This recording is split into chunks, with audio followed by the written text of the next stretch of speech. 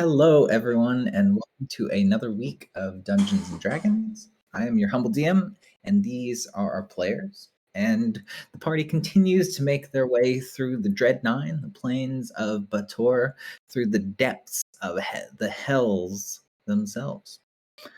At the end of the last session, after a rather tumultuous throwdown with a certain Amnezu, who's the keeper of the Dread Arches. That is the planar portal between Bator and Stygia, where the party now finds themselves. A portal was opened, a large portal into space, and the Amnezu was propelled in through that portal, presumably, and cut off away, leaving our party member Jory with a very powerful staff, which in runic lettering says the Staff of Ptah, or it actually just says Ptah's name, but presumably it is the Staff of Ptah. Your assumption, after an identify spell was cast on it, is that the staff performs a very similar function to the so-called goop or quicksilver, which caused a lot of trouble for the party through the first 2-3 seasons until they were finally able to resurrect Ptah, whose appearance, substance, place, the fate of whom is not readily known to you. You managed to camouflage under a dome. What is the hut? Mordenkainen's. What? The Tiny hut. Tiny hut. Tiny hut. Oh, Yeah. I was just saying words. Which you illusion to make look like part of the rock face. Some of the guards noticed you, but did not want to play any of that shit after seeing you destroy their boss in front of them. So they pretended not to notice you and went back to their hidey hole and left the group of you to collect a long rest. I imagine that the collective of you had some pretty wicked nightmares. I was gonna see if, I don't know, if that is something generative, if maybe the party wanted to think about what they were dreaming about. I know what Copernicus would have been dreaming about, because he has had an experience where he has seen the lady's palace and the lady herself with Bast and some of the earlier party members, and he would probably say something to that effect. The lady I dreamt about. Pocket is just continually falling, like just perpetually falling, but the perspective is always turned. He's falling from one door across a street in Sigil into another door. He's falling through a plane of fire.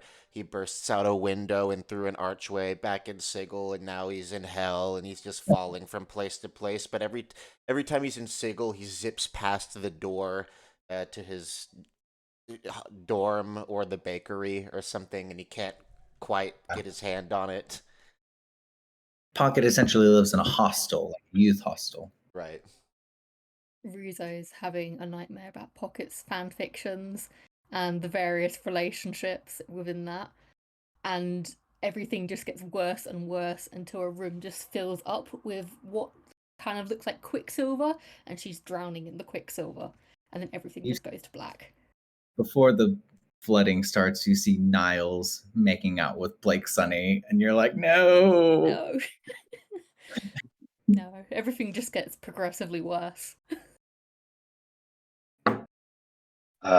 Jory's having this nightmare where it's this eternal loop where she's by the bedside of this other gnome, and they keep dying in front of her. And it's this phrase, this question that keeps uttering from this other gnome's mouth. What happens when we sleep? And she's just reliving this over and over again.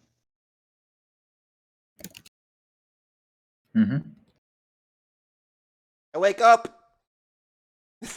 Yeah, you all are kind of pushed around, and Well, that's enough. find your. Go ahead. I was gonna say, oh, well, that's as much meaningful rest as I can get in this place.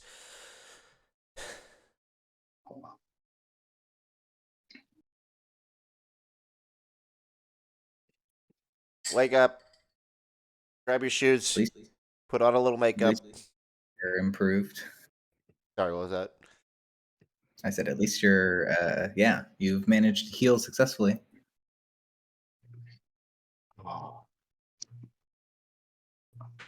And the group of you slowly wake up and collect yourselves. And I believe where we left off last time, you were on a short cliffhang that is overlooking a rocky gray sea. And there are essentially glaciers or crags of frozen rock and ice, these little land masses, frozen land masses that are at least 80 yards up from the water that are independently floating and spread out in all directions as far as you can see. And you find that you yourselves are sitting on top of one. And where, when you go through the path into the area of Stygia, the cavern space that it looks like you crawled through, you look behind, and it almost looks like the end of a cone, as if it had been shrunken so that it's almost 3 or 4 inches off the ground. No apparent way to go back, as far as you can tell. How cold is it? It's very cold, like Does- numbingly cold. Do we need to worry about that? You're worried about it. That's the first thing that you think in your little Yeah. moo. Like, I'm not prepared for this shit. I feel like Um, we should have packed warmer clothes. Yeah. Well, we didn't, and now we're here, so we can't go back. So, do we die? Do we yeah, die we in the just need next 15, 20 through. minutes? I like to Are there imagine any? at that point where it's like we're really hot but also really cold. You have loads of pins and See needles. steaming. Yeah. Mm, Take stock of Can yourself. Do you I think? Go ahead. can I cast like firebolt, but Yeah. in like a controlled like sense, or maybe like is there any like sticks on the ground, or can I make it a little fire? Nope. No. It's just a sheet of ice underneath you Oh, and rock okay. that is like Oh, wedged in amongst the ice. I have a Mm. tinderbox. I have a tinderbox, if that I helps. think you also have Oh, alchemist fire, Ruzo. Alchemist fire is not really gonna help us. It doesn't actually do very Wait, much do I heat. have? More of I an think that might have been in another more of a lifetime. chemical reaction than a. Yeah. I have a Burning it. torch that I can light. Yeah, all of you do the best to create little makeshift fires. It's hard for them to stay lit in the howling wind, and it's sort of like when you have to make a little house for lighting a cigarette when it's Mhm. yeah, it's like that. Is there any? What's in the distance where we need to move? We need to keep. We can't just stay here and be cold. So let's go there. What do I see over there? Look off in the distance and you can see glaciers and rocks. For as far as you can tell, there really isn't very much that you can see besides that at present. Oh, um. Oh, okay. One sec. So I forgot. During my long rest, I can have moved some spells around. Um, Yes. I am going. I know I have something for this.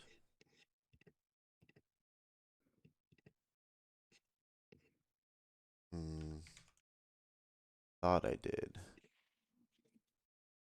So we can't see anything at all, anything that might look like a settlement or You don't any see any indications of people. settlements.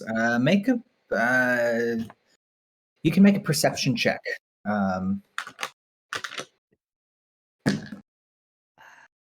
15. And everyone else is welcome to do so as well. A perception? Just any indication that other people have been here. There's no indication that you've been where you are or is where you are at present. It's a 5 for me. I have advantage on perception checks that rely on Mm. hearing, I believe, but I still only got a 17. What's the highest roll? 19. Probably Jory? at 17. So 17. Okay. I got 5. You're not able to tell the direction of any notable civilization. You don't see any other creatures at present. What you are able to tell is that the flow of water appears to be moving. So you're facing forward, and it looks like the water itself is slowly pushing to the right of where you are. I guess that's, yeah, this is whatever. We're And it here. looks like it's carrying the glaciers and islands with it. We're here seeking a Horcrux. Yes, you were told there is a means in the forest of destitution, some kind of, I think it's a font or something that is a Horcrux of Strahd, a phylactery of Strahd's. Oh, sorry. This is something that I thought about last week. I should have done. Yeah. Is this cool? During our, or at the end of our long rest, once we're up, before we struck out immediately, can I have cast legend lore about this specific Horcrux to see if I can glean any sort of divine information about this? I name a person, place, or object, which would be anything I know to specify this Horcrux. The spell brings to my mind a brief summary of the significant lore about the thing I named. Consists of tales, forgotten stories, or even secret lore that's never been widely known. Yet, if it's not of legendary importance, you get no information. It's the information I get is accurate, but might be couched in figurative language. So, woe to the evildoer whose hand touches the axe, for even the haft slices the hand of the evil ones, and shit like that. It's a 10-minute spell. We'll say that you are able to cast it as at the end of, you have a 5th level spell slot at the end of your rest period. Yeah, exactly. I won't be like trying to cheese it and be like, oh yeah, I'm gonna use one before my rest and then get the spell. Yeah, so yeah, I'm gonna burn a 5th level spell slot right at the beginning of the day. Okay, yeah. So you do that. You're interested in the the Horcrux of Strahd's at the Forest of Destitution. The voice that you hear it sounds like a charming male voice. There's something in it that has the adventurous and sonorous quality of a troubadour, and you almost imagine it coming from pursed blue lips. The blood font of Strahd von Zarovich speaks and knows only blood. It consumes as it is consumed, and the life which it gives at the edge of the wasted caverns. All water flows through. Its blood is pulled from the blood of Styx and the forgotten memories of the living, and is a vital source of power for the dread vampire. The only way to actualize the ritual destruction of the blood of Font is itself through blood. We're gonna need to find a sacrifice, guys. Didn't we Copernicus get says, God, I thought you guys were gonna. Oh, yeah. didn't we get a warning from Ramanda? I don't know if we'd remember that though. Go ahead. Ramanda the Wise? Didn't we get some sort of warning about something happening at some point? But then we went on like a drug trip and then we lost our memories. I don't know. Yeah, you mentioned Ramander the Wise, and Copernicus is like, did he? I think he helped us out a little bit. He did I some. don't know. I feel like there was something we really ought to have remembered about this. Yeah, I like It's repeat the it's words. it's there. I'm grasping at straws. Yeah, I repeat all the Mhm. words as they come to my mind, and I'm like, oh shit. I mean, from sentence Mhm. 2, it sounds like we're gonna need to. Someone's gonna have to give up a life, and I don't want it to have to be any of us. And you know what? Mm. We're far enough into this that I'm okay with just finding some mook. I'm also thinking like we just need to take a hostage or something. Hopefully, we can find someone or something in this plane. Well, yeah, because we don't have time to like go back to Sigil and start a sacrifice committee to see if there's one any volunteers, and two, if not, then who in the penal system is next in line for sacrifice duty. Yeah, no, it's a real ethical conundrum. Usually, the bureaucracy does take care of this. The Council for Ethical Sacrifice. I think I- that we will find something. Hmm. But Pocket, did you say all water flows through there? I must have. That that Uh, makes me think maybe we follow the flow of the water. It Yeah, brings us that's a great closer idea. to It the sounds like it either funnels through it or it siphons off of the river and uses that Is this somehow. still the river Styx? Oh yeah. So it wouldn't be the best idea to jump onto those ice drifts and follow them along the river. Onto the ice drifts, that's fine. Off of the Yeah. ice strips, not so fine. Yeah, okay. It's at this point that you hear a cracking noise in the Everyone start flying. area where you are. Copernicus is like, you don't have to tell me twice. Think, and begins floating. Russo I turns click into my a bat. boots. Russo poof, turns into a bat. Yep, Jory My little clicks. boots with mechanical wings, and I start floating. I imagine they're like ornithopter dragonfly wings.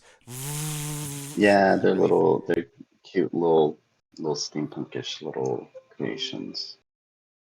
So the group of you begin flying off, and Copernicus is going to get a running start. And as you're all safely off of the thing, as he dips off from the edge of the cliff face, the whole platform that you were on begins to crash down into the sea.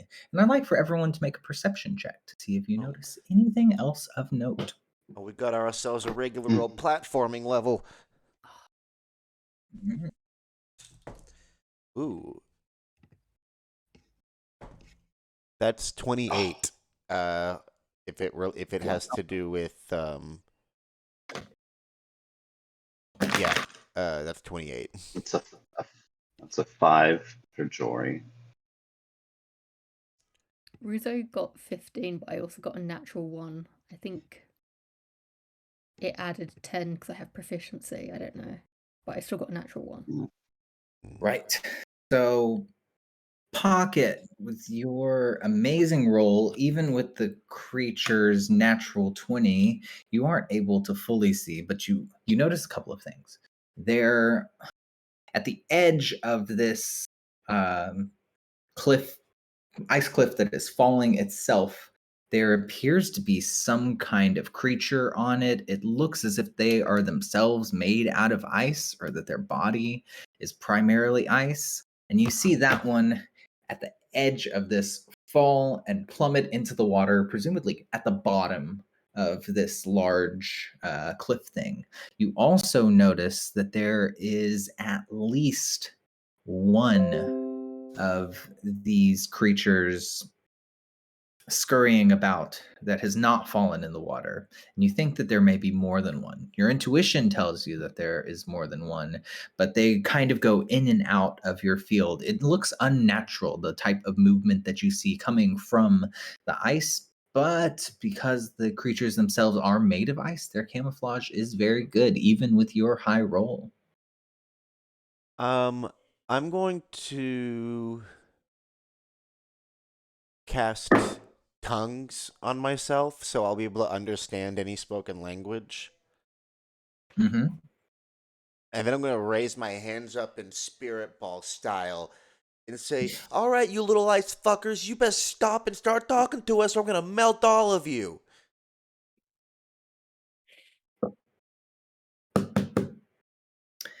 Interesting.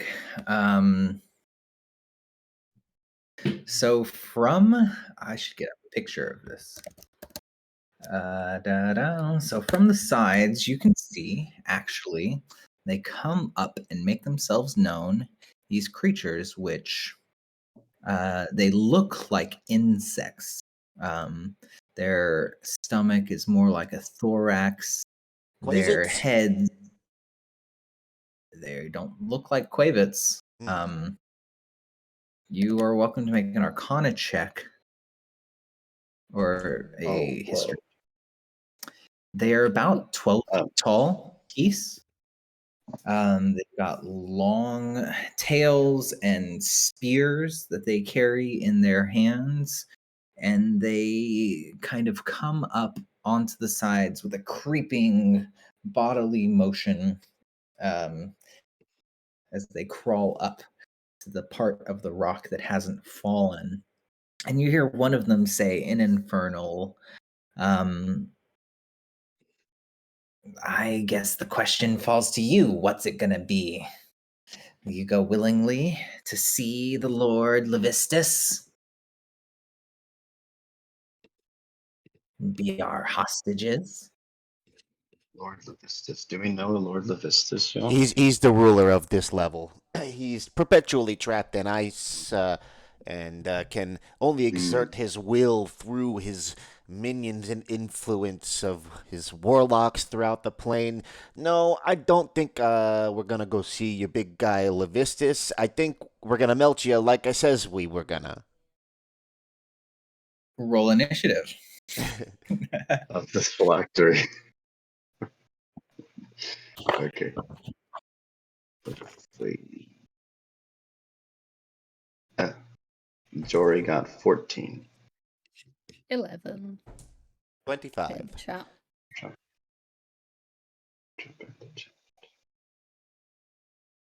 You say 25? I did, yes. Wow.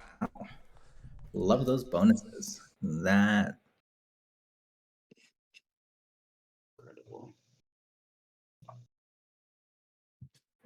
Pocket, it is your turn. The creatures are about 50 feet away from you.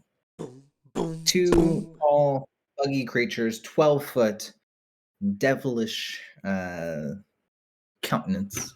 This They seem entire very time, keen. I've been in spirit bomb pose, and I'm like, oh, okay. And then a fireball emerges between my hands, and then it grows larger, and then it goes larger, and then it grows larger. I'm gonna cast a 6th level spot fireball, hitting as many of these fuckers as I can. There are only two of them. Fuck it. I'm hitting them with the max level fireball. Oh my gosh.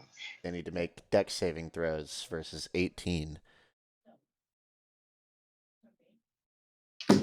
If either of them okay. Okay, never mind. Okay. Yeah, they didn't make 2 saves. They both fail. Let's go. All right. Jesus. 8, 11d6s.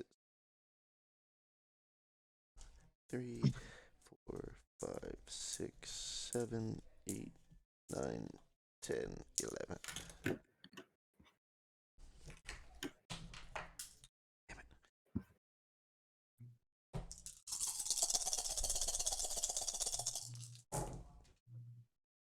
It's more ones than I would like. Let's see.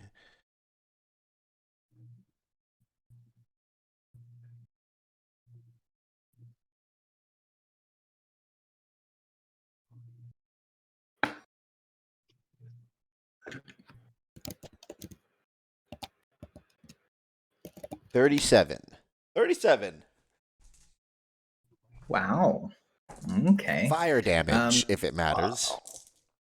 It does matter. You can see that the fire coalesces around them, and it doesn't appear to take hold. It doesn't appear to do to have a discernible effect. They seem to be resistant or immune, perhaps. Oh, beans. Doesn't phase them, and they just laugh at you. Oh, beans. Is that all? No. And I misty step 30 feet up. Yes, you do that. Let me just check something. Can you roll me a D100? 92. Oh. Okay, 1 second. Sorry.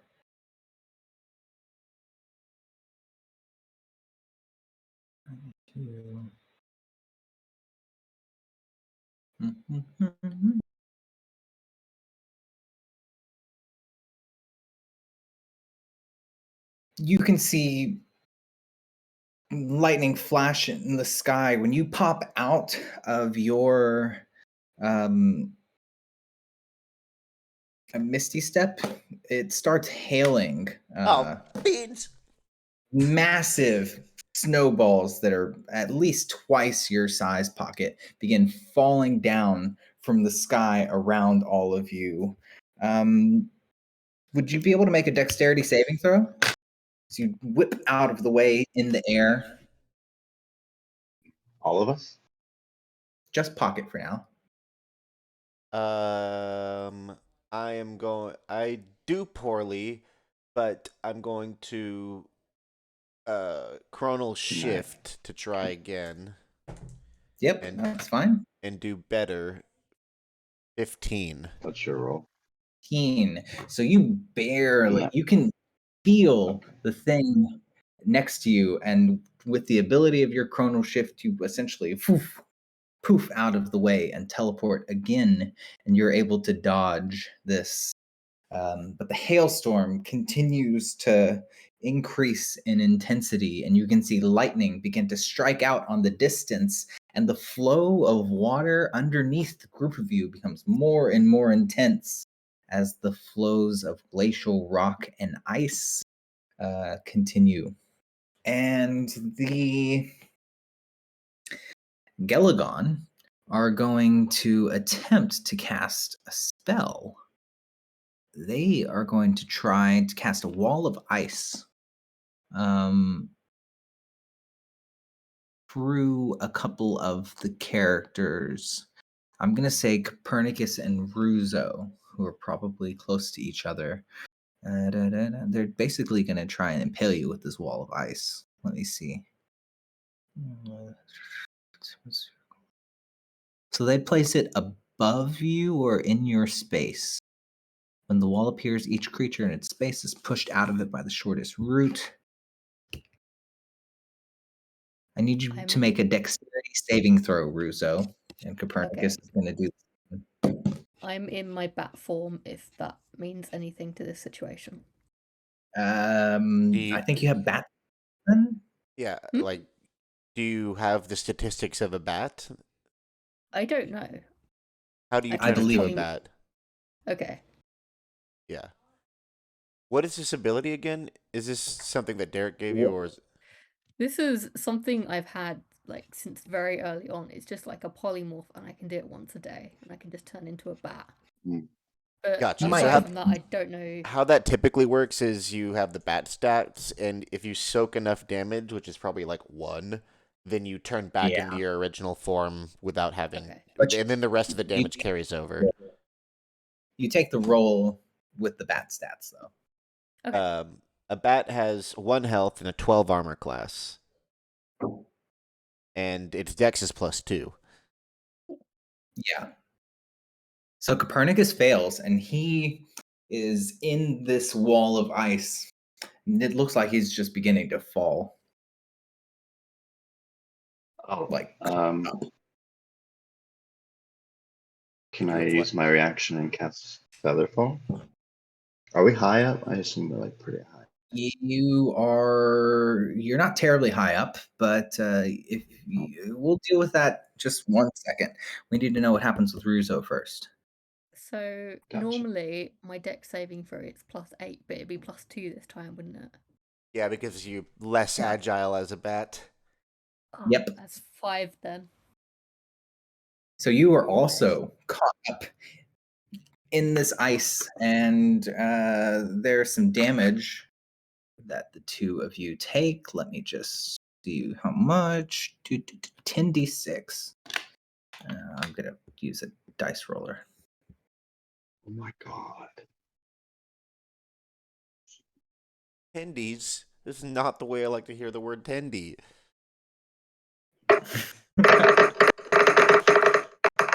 No sixes. It's 29 points of cold damage that you and Copernicus take. Okay. It's time for stabby stabbers. And you, this ice, so you are returned into your regular form. This ice sort of coalesces around your leg, hip area, and it's the same with Copernicus. And the two of you begin falling, at which point I think you can use a reaction, Jory, to cast Featherfall. I'll cast Featherfall on both of them. Spell, yes. Can you do it And on so both? The two, can you do it Yeah, on both? choose up to 5. Choose up to Nice. 5 falling Very cool. creatures within range. Oh. It's been so long since I've So ever the seen two- this They take- spell. Mhm. So it's about a couple of seconds of just an intense block of ice coming down on you that falls at a lot softer of a rate. Jory, it is now your turn. Okay. Let's use this slot. Oh, there we go. Okay. Gosh. So Pocket, you said this Levistus is the ruler of this land. Maybe Yeah! they could point us to this phylactery? It's a ruler of Or are they another too of 9 dangerous? layers of hell. We really don't want to have to deal with them unless we're forced to. We will be put into a bad situation and forced to make a bad deal. We're gonna have a You bad are- time. Copernicus and Ruzo are restrained. Oh, okay. Jory pockets this to you.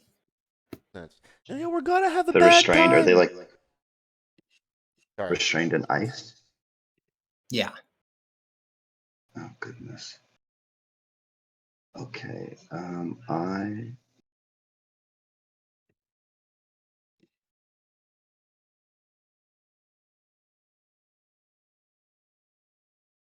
Wait, do you want to be a warlock? Okay. Not thought that far yet, Pocket. Okay, then we And, probably don't want to talk to him. I'll look at the two. Are they like close to each other? They're probably, we'll say that they are close to each other, 20 or 30 feet away. And they're still chuckling, and because you have the spell Tongues cast, one of them just kind of glibly responds, Levistus is the only one who can save you down here. I don't understand that. He said So, Levistus is can the I only one who move can and- save us down here.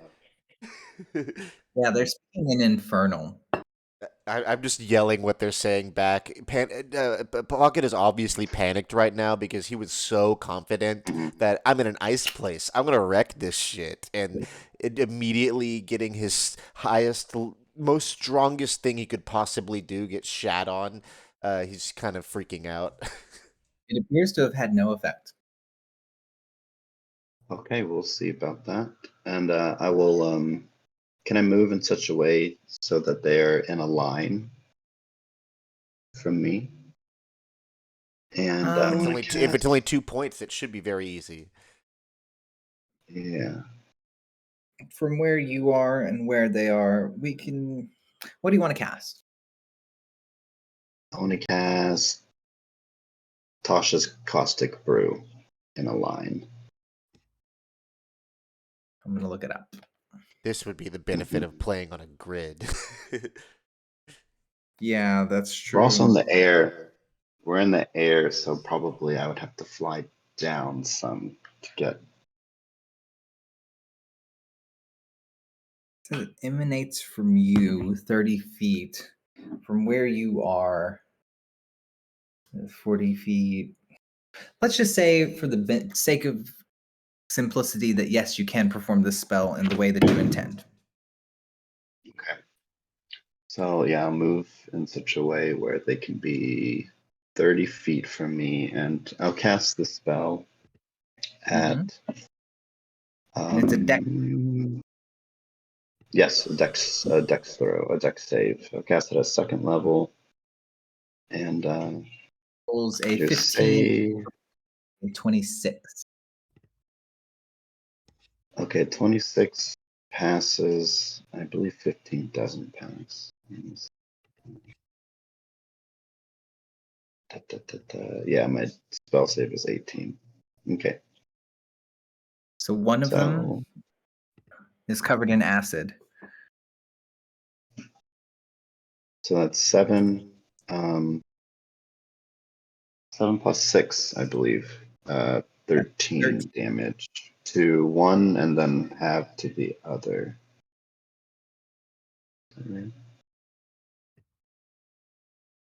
No, just the creature who's covered No. takes damage.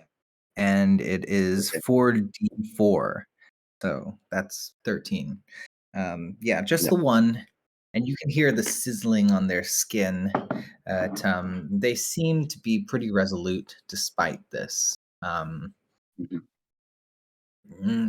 Fight is what you want.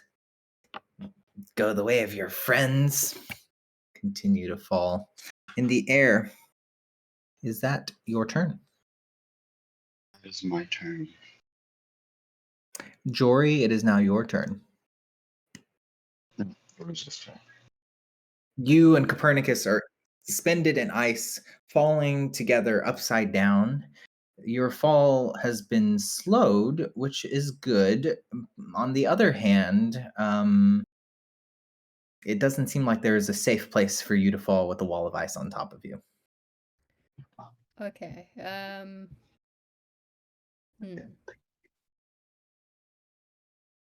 We seem to be Copernicus, in a very fire! bad situation. You could try and chip your way out, but if you have anything with fire, magical fire, it would probably be better. I feel like it definitely was a different lifetime that I had that alchemist fire. If you don't have it in your inventory, I can't speak for you. Yeah, I don't.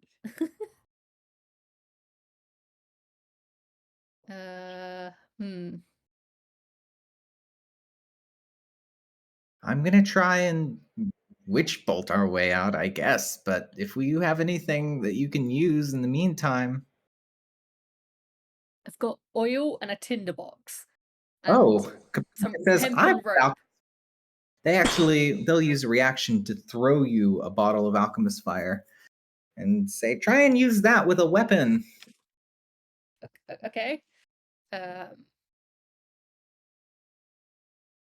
We'll say because it's being thrown to you in the air that you need to make a dexterity check just Okay. to receive it. We'll call this an item interaction.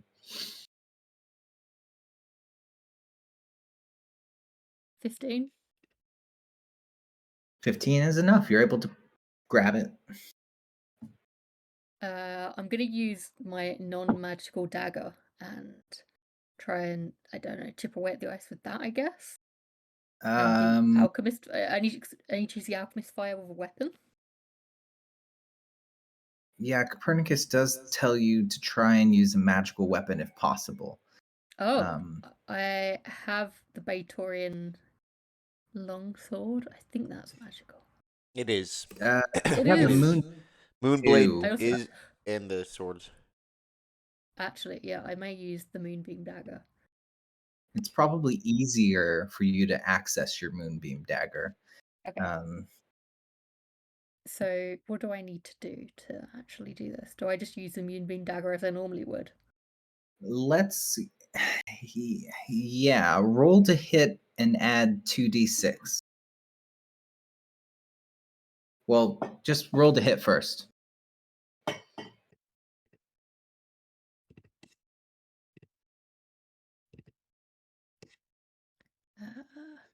13. And you have disadvantage because you are restrained.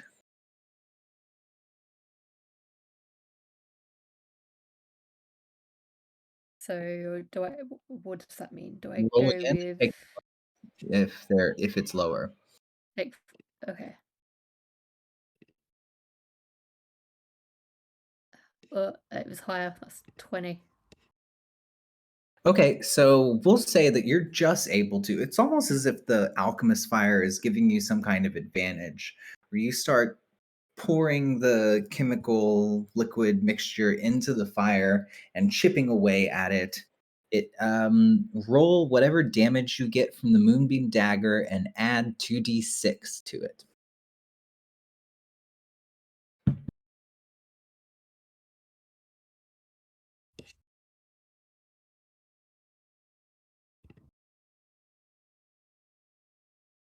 $20. Wow. Cool. So you're able to make some pretty significant cracks and fissures into the ice wall. And you can see Copernicus like, yeah, we'll be able to get out of here in no time. Is that your turn, I Russo? hope so.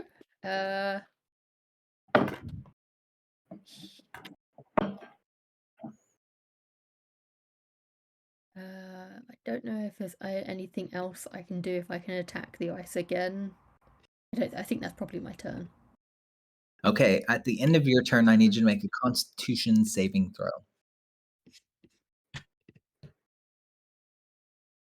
12. You fail, and the cold from the wall of ice continues to perforate into your skin. A lot of sixes. Jesus, it's 25 points of cold damage. Yikes. I'm in That just danger. I'm in really danger. You can feel your legs start to go numb and your skin bruised purple. Okay. At this point, it's Copernicus's turn. He is going to cast. He's going to use some. Does he have? Yeah, he's going to use meta magic and cast a witch bolt on the ice. Second level. Still has disadvantage.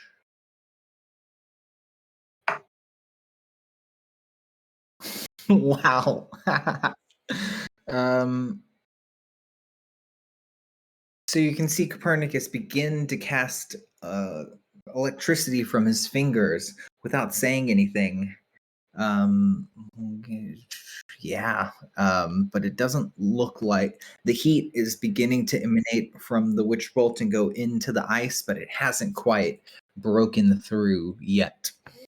Which brings us to the top of the round. Let's go ahead and re-roll initiative.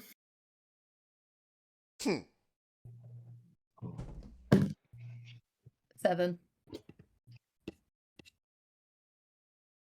23. 18.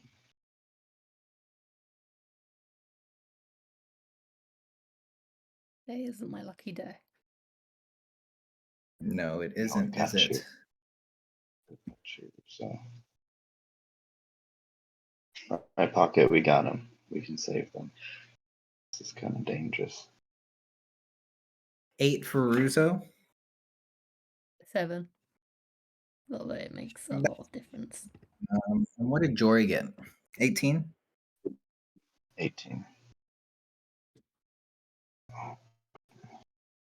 Cool. It is now Pocket's turn. Lay it out for me. So we got You can see your friends encased in ice beginning to fall. The fall is featherfall, so they're going a lot slower than they normally would. But you think in a turn or 2 turns, they'll probably hit onto a glacier or one of these plateaus that are coming up. It seems more likely that they'll land on ice than that they'll land in the water. These 2 creatures stand 25 feet away from you. One of them is covered in acid, and the other one is not. And they seem to be scarcely affected by the attacks that you've done against them so far.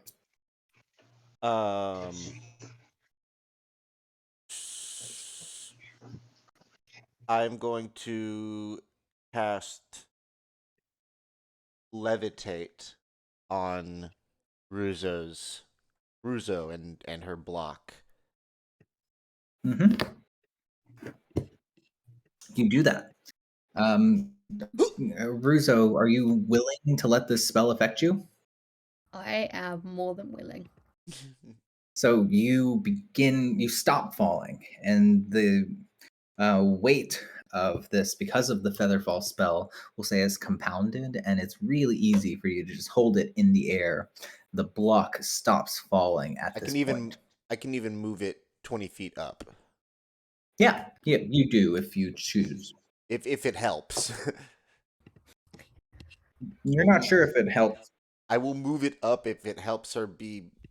If it's like over the edge of the glacier, if it bringing it up brings it level to the top. I don't know. The glaciers underneath are moving in the current, so you have moved it further up and away from the rushing. I'll just keep it away from the water. Yeah. Yeah. All good. But yeah, so I'm gonna do that. I'm gonna put 30 feet of distance between me and the creatures in a Cool. that kind of direction. Sure. You want to what? You want to slant it? Yeah. And then I'm going to just keep focusing on keeping Russo out of the cold water and yell, "Jari, I gotta hang on, Russo. Get Copernicus." Okay. I said, "Jory, I've got to hang on Russo. Get Copernicus." Oh. Well, I'm very far away. I can't hit you. There's rushing water below us. That's my turn. Very good. The Gelagon is the 2 Gelagon that are not broken up are going to begin, and it looks like they can just take off. One of them goes in the direction of Jory. One of them begins to fly in the direction of Pocket. They don't quite make it. Let's see. Well, actually, they get far enough. The one that is going to attack Pocket gets close enough to take a couple of swipes with their tail, because it's a 10-foot range. I cast shield. Very nice. The first attack is a 27. That'll hit. Okay. And the second one is a natural 1, That won't it. which is an 11. So that is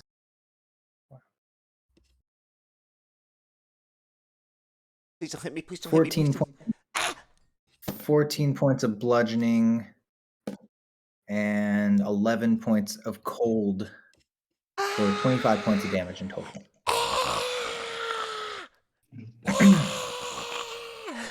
The one going to attack Jory is going to be able to get 3 attacks in. It starts out with a bite, and then where are the claws? Oh, yeah. It's going to do 1 with the bite, 1 with the claws, and 1 with the tail, as per its multi-attack rules. The bite rolls a 20. Hits. The claws roll a 23. Hit. And the tail rolls a 26. Oh, all hit. This is scary. So I'm going to do the bludgeoning damage first and then the cold damage separately, okay? Because it just kind of feels like it happens at once. They're lightning fast. They're tall. They're like 12 feet tall, way faster and more brutal than you would have expected.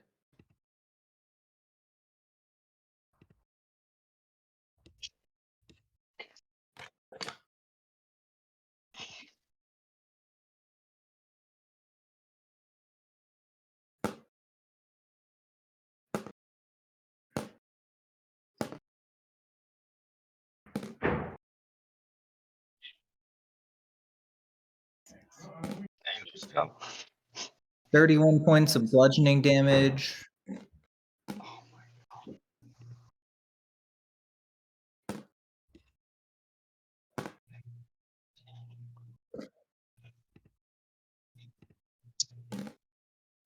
And 23 points of cold damage. 55 points of damage.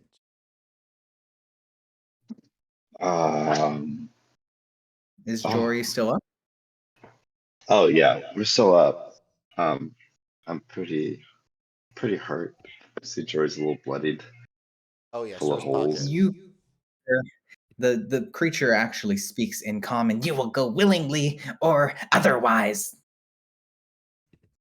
Okay, This does not with. I I think we kind of might be look going. at the party, I think we might a be little going. helpless. No, Um, I think we might be going. I think we'll go. Yeah, I think so too. I misty stepped to the can't. ground, like on my knees, like please don't hit me again. Are we surrendering? I'm already groveling. It's Mhm, Copernicus' mhm. turn. They're going to continue their witch bolt, which finds purchase and cracks through the ice. At which point they You did it. are. Yeah, you begin fall, or no, you're both levitated because of you are levitated, Russo, and Copernicus begins falling, but Feathered. has the spell fly. Well, yeah, Mhm. they're feathered. Oh, They're and feathered Andy's falling. flying. Andy's flying. They haven't cast this, or no, they have this. They had to give up the spell to cast Witch Bolt, but they cast it again, Okay. and they begin to float in the air.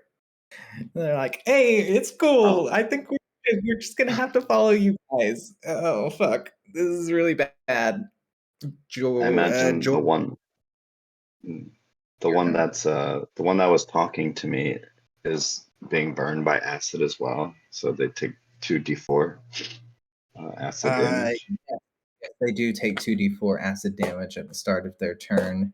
That's 8 So points. You can hear okay. the sound of the acid sizzling, and they just look at you with cold bug eyes, covered in acid. They seem very indifferent to it.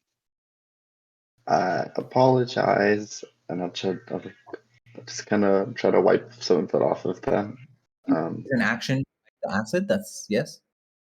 And then I think I'll just say I think we will come willingly with you to your lord, and I'll fly closer to the ground. If it seems like they're like amenable to us surrendering. Yeah, so we'll say that the group all begins to fly down together. We're out of initiative and a sort of slow detente, and they pull one of them, the one who has not been touched by the acid, pulls out a golden rope and says, "Here, bind yourselves, tie yourselves." Before Ruzo ties her staff up, can she down a healing potion? Yes, absolutely. Go ahead and roll your healing. And the other one says, "Ow, where is Arkura? Arkura! Arkura!" And you hear the other one, Down my healing potion. "I'm down here, guys." I don't have any healing And potions, guys. the third one flies up. "Nice, I didn't have to do any work." Oh, They've got a jeez. different voice for some reason, the third one. You get the sense that they're the leader. They're kind of bigger, but they have a silly voice. Oh, jeez. I can cast a heal on you, Please. Pocket. It's so cold. As you're flying down, you down bad, baby? I'm half health. Okay, I will take out this rod and I will cast heal on you. And you get 70 hit points. Oh my goodness gracious. Hmm. Do this. Yeah. And the three, Still cold. the Gelagon, just have a chuckle at themselves. Like they're not really fussed that you try and heal yourselves. And the ropes begin to like wrap and bind themselves around you and suspend you in the air. And you are all again restrained, or now you are all restrained by these ropes. I And turned to the the bug creature one of them that I threw a fireball at. Did it at least look cool? well, yeah, Well, it looked really cool. it would have been pretty scary if you could be hurt by it, right? I don't really think of it in those terms. You know what I mean? I'm just, it's a job. I'm not really scared of that. I don't want to be a warlock. You look very cool. All Pocket knows about Levistus is that he's met a bunch of Levistus warlocks. I'm like, I don't want to be a warlock. None of them like to admit that they're warlocks of Levistus, but you find out, because they associate with each other and stuff like this. They keep their apartments like super cold all the time. So the Galagon, one of them takes one end of this rope, and the other one takes another end of the rope, and they begin just hopping between these different glacial paths. It looks like they're going dead straight from the path where you're going, and you can hear them begin to speak and chatter with each other in Infernal. Do you have your tongues on still? It Pocket? lasts for an hour. Oh, cool. So you can hear them speak back and forth to each other. Are we going to go the long way? Or are we going to go through one of Garion's portals? And the other Gelagon responds, "We should just go through the portal. Garion thinks that he's doing, service to his revenge, but he's really just making things easier for our Lord's minions."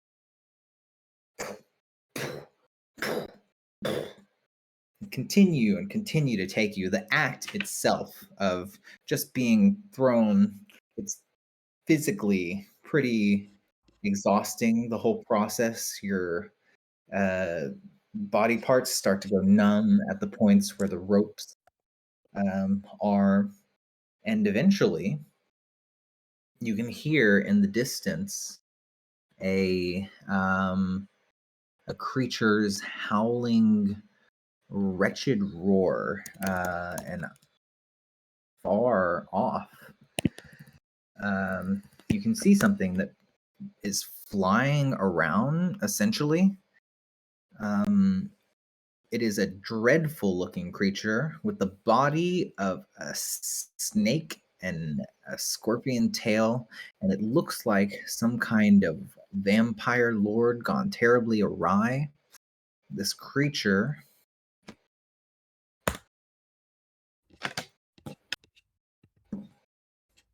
Snake body, scorpion tail. What's the torso? Is it like a humanoid it's torso? head and a torso of a humanoid, and attached to its arms are long red wings. The creature is at least 20 feet tall, including all of the tail details, and well wide, probably 10 feet across wide. And the screeching sound that you hear, which Pocket you can probably recognize as calls out, Levistus! Levistus, I will have my revenge! Asmodeus will see his retribution come. And they look like they're flying just in and about in a regular pattern, and the the ice demons, the Gelagon, are like, where's this fucking portal? Where's the portal? Oh my gosh, don't tell me that he's. And you can see then on an island, probably 3 or 4 craters away, Garyon sort of rip out what looks sort of like a hole in reality with their claws. And the Gelagon say, there's no other portal. I don't know what happened, but we're gonna have to go there.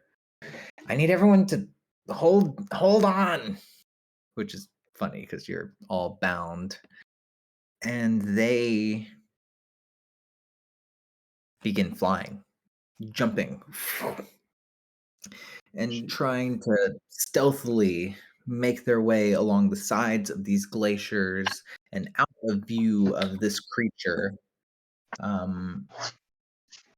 But it doesn't necessarily seem successful. Garyon begins flying and heading in the direction of the group of you, all of you bound tight in ropes and essentially helpless to stop what is coming up next. The I'm gonna roll initiative for them. 1 second. Oh my god. So I've been trying to set up the healing word dagger. Somebody help me because I'm not too sure how to do it. I've set up like a custom thing, but I don't know if I've done it correctly, or obviously how the healing bit works. Not sure how to do that. 14.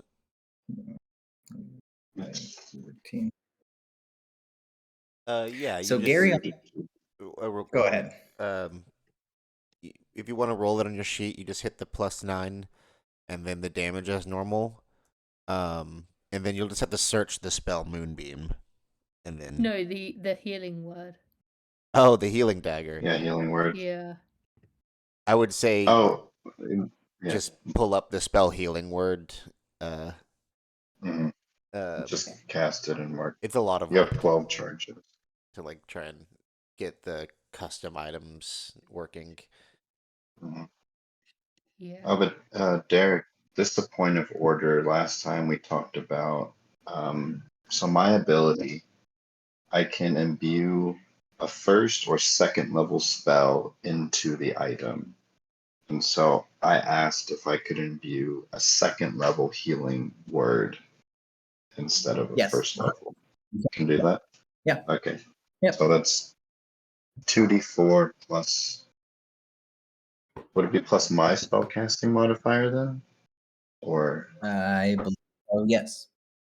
probably. Okay. So that's 2d4 plus 6. Which one is higher? Probably yours. Yeah, probably mine. I don't have any spellcasting, so I'm also not sure how to add spells because it doesn't seem to want to let me. Yeah, do you're that. not going to be able to do that because you're not a Yeah. spellcaster. No. So I Just would need to just make a roll. note. Yeah. Okay. Yeah, just write it down. But you can just roll 2d4, Yeah. Okay.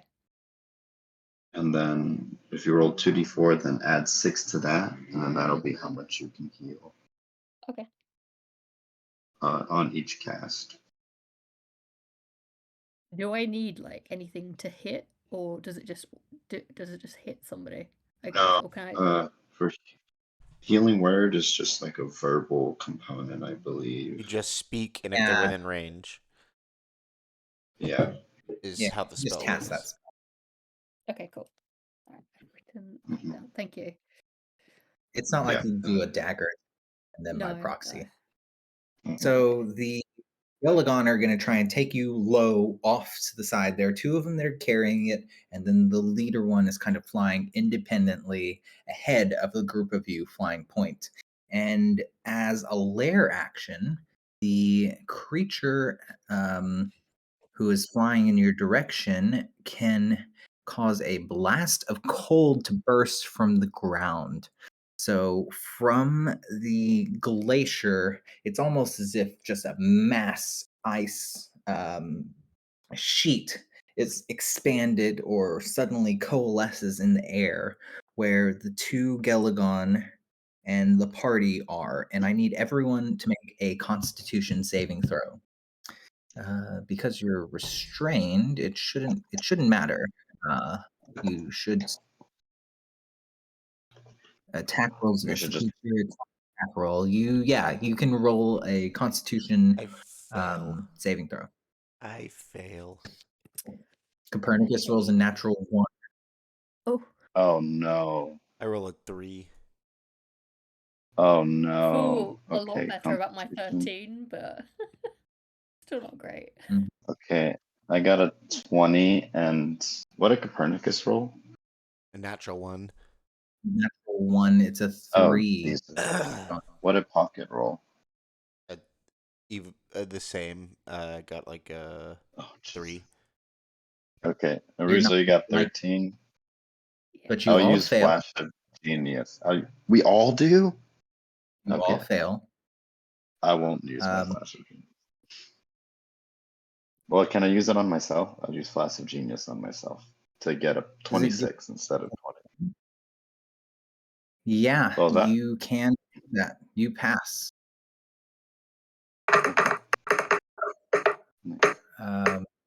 I love that sound. I hate it. Da-da-da-da-da. We'll take half damage. It is 23 points of cold damage, or we'll say 11 for Jory. Oh, And I that am is in just danger.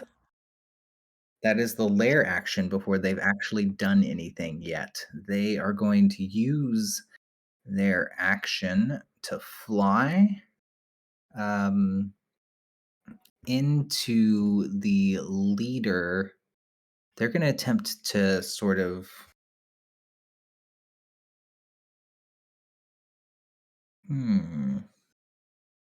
they're going to run their claws into one and try and hit it against the other one that is carrying the group of you. They have a plus 16 to their attack. Rolling a 25 and a 25, which hits the ice devil. The damage is magical. There is quite a bit of rolling. I'm gonna have to do some busy work and get the stats. Bear with me. 46. That's 15 plus 9, 24.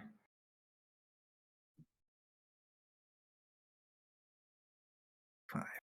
So we will say that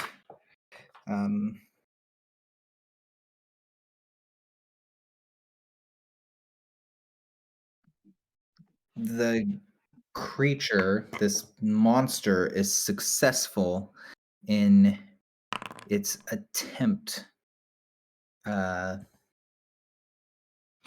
rip through the two Galagon, and they both just come clean off of the rope. The one that's holding it comes off of the rope, and the group of you kind of like hinge pivot and land against the side of this glacier sort of unceremoniously. You don't take any damage, but now only one Galagon is holding all four of you, as two of the other ones are caught in the maws of the creature Garyon, and he's going to use his legendary attack to claw again at one of them and use a stinger on the other. And the one who has the group of you is going to just begin flying to use all of their movement speed, and they get about halfway to the point where the teleportation is. And actually, we're going to say that all you can hear is the sound of devouring, of just brute, like limbs being pulled off of bodies, and the screaming of these ice creatures as the last Galagon flies full speed. And you can hear them say, Arcura, Albantheon, my brothers, as they bring you into this portal space.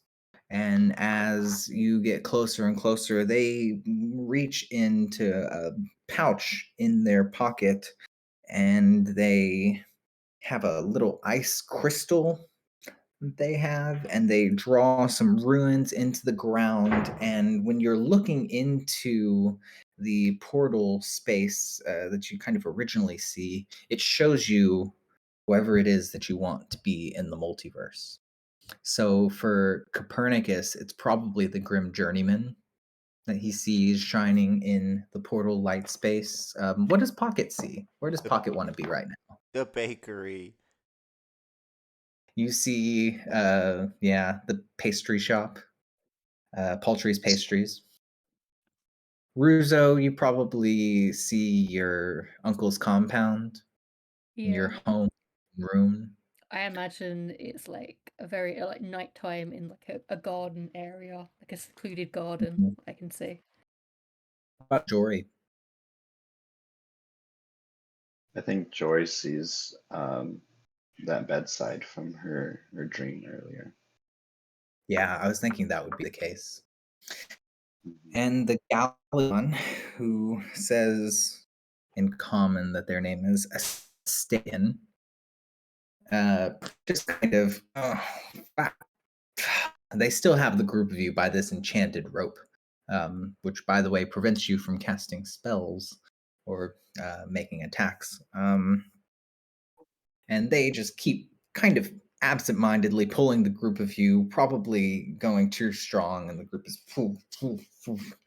and eventually, after they've performed this small ritual, the illusion that is cast on this portal changes, and you see a palace, or what looks like the ruins of a palace, more than an extant one, and columns and sheets of ice and sort of stalagmites hanging in every direction. And Asterion says, well, the master will have a word with you right about now. And Okay, that was quite a show. they throw the group of you into the portal first and follow in shortly after. And that is where we're going to stop for this week. Okay. Oh my god. I What the am heck? very close to dying. I have 15 hit points. We were, existential. We were all very close to death right there. Oh my goodness. Okay. Hmm. Wow, I did not think that encounter was going to go so poorly for us. Yeah. You thought that I was fire so was your confident. ticket out. Yeah, that Oh my fire seemed God. very promising. One of those creatures was a challenge rating 11, so You set us up. it's hell. Why should the fight be fair? That's very true. That's very true. Okay. Oh, interesting. And so now I guess we're in front of Lord Levistus, I guess we can assume. You can assume that you're at least going to be in his palace at the beginning of the next session. Okay. You'll be able to figure it out and go from there. Yeah. But until then, goodbye, everyone, and thank you for joining us. We'll see you next time. Bye. Yeah.